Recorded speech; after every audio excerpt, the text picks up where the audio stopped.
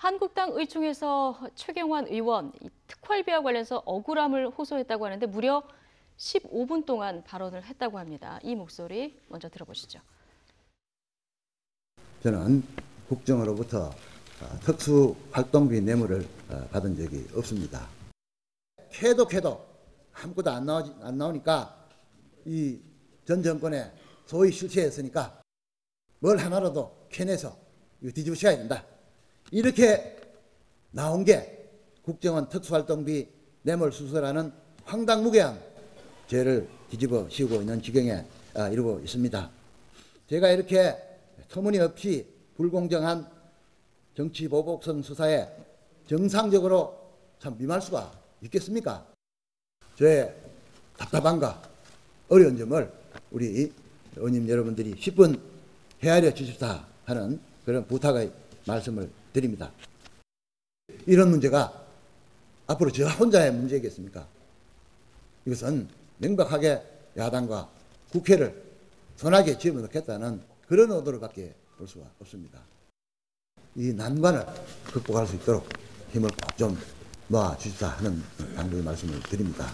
네, 자, 황당무계한 죄를 뒤집어 씌우고 있다. 억울함을 호소하는 최경환 의원의 목소리를 들어보셨는데 저는 가장 귀에 들리는 부분이 이런 문제가 앞으로 나 혼자만의 문제겠느냐 이 얘기를 합니다. 네, 비박계가 들으면 좀 아연실색할 수밖에 없는 그런 얘기를 하죠. 그러니까 우리는 지난 정부에서도 별로 혜택 받은 것도 없고 정권으로부터 상당히 어떻게 보면 좀 소외를 심지어 당하기까지 했는데 왜 이제 와서 우리까지 끌고 들어갔느냐라고 이제 반응을 할 수 있죠. 그런데 최경환 의원 입장에서는 이제 다급하니까 최대한 어떻게든 총의를 좀 모아서 자기를 좀 지지해줬으면 하는 이제 그런 바람인 것 같고요. 나를 지지해서 해결을 안 하면 제2의 나 같은 사람이 또 나올 수 있다. 이 얘기를 지금 하고 싶은 거잖아요. 네, 그러니까 뭐 몇 명은 나올 수 있겠죠. 그러니까 친박의 핵심 중에는 혹시 뭐 국정원에서 특활비를 더 받은 분들이 있다면 당연히 이제 그건 뭐 처벌 대상이 돼서 이제 뭐 수사도 받고 할 텐데 제가 보기에는 그 지난 정부 때도요 워낙 그런 얘기가 그 당시 여당 내에서도 많았어요. 그러니까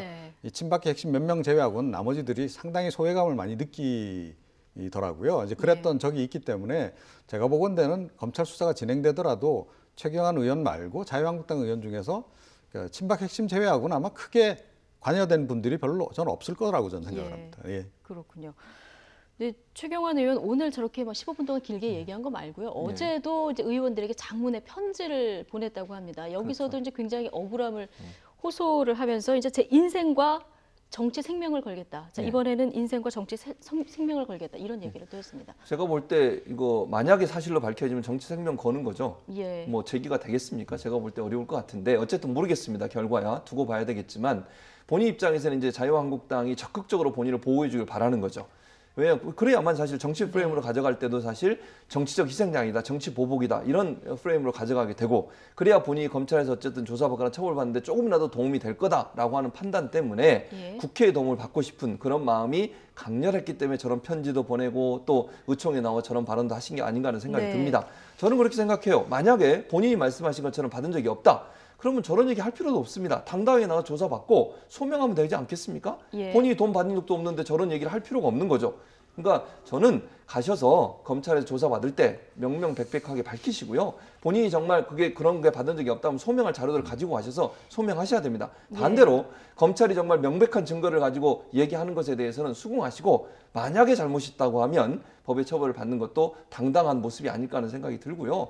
저게 이제 아까 다른 부분하고 다른 게 뭐냐면 법무부나 검찰은 같이 예산을 쓰는 부서입니다. 거기서 특활비 주는 것과 국정원이 그 당시에 경제부총리를 하고 있던 전혀 다른 기관에 있었던 사람한테 돈을 주는 것은 전혀 다른 의미가 있다는 걸 말씀을 드리고 그 당시에 예산을 집행하고 또 예산을 짜는 주관 부서의 장관이었던 사람한테 국정원이 본인들의 특활비 삭감 이걸 막기 위해서 뇌물성으로 줬다고 하는 게 지금 검찰의 주장이기 때문에 그렇다고 하면 문제가 심각한 상황이라고 볼 수 있겠습니다.